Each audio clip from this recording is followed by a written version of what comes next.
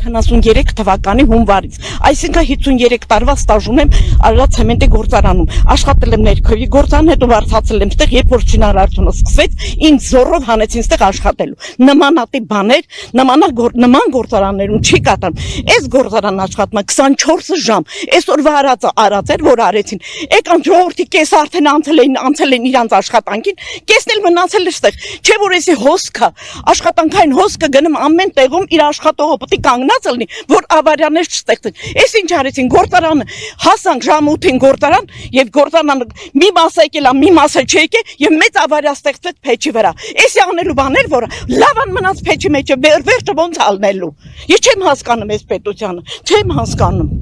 Ես չգիտեմ։ Այսինքն նաև վտանգ է, հա, ստեղծվել։ Մեծ վտանգ է ստեղծվել։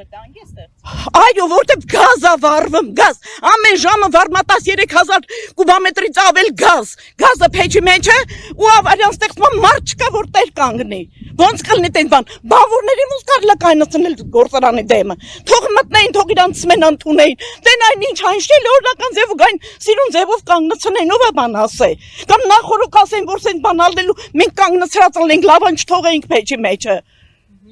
Ինչ մտավախություն, մտահոգություն առհասարակ հիմա ունեք կապված նաև գործարանի հետ, դուք երկարամյա աշխատակից եք ձեզ։ Երկարամյա աշխատող իմ մտավախությունն է նա, որ նմանատիպ գործարանը կառուցվել է, որ պետք է ամբողջ Կովկասին մատակարարեր ցեմենտ, այսօր Ադրբեջանը մեզանից անցավ առաջ, մենք մնացինք հետ եւ հələ մնում ենք, խանգարում են մեր աշխատանքին, չպետք է սենց բաներ լինի։ Ընդհակառակ այս գործարանը պետք է աշխատի օդի դո, նմանատիպ գործարան, նմանատիպ հանքագար ոչ միտեղ չկա։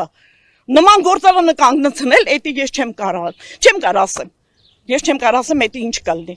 Հիմա տուն եք գնում եւ այդ սպասելով, թե հա ինչ կլինի։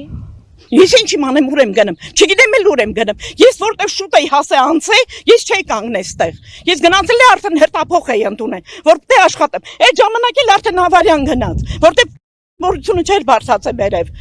Մենք գիտենք, որ բազմաթիվ աշխատակիցներ ունի Արարատ ցեմենտը, փաստորեն այդ ընտանիքները մնալու են այսպես առանց հացի, առանց ջրի։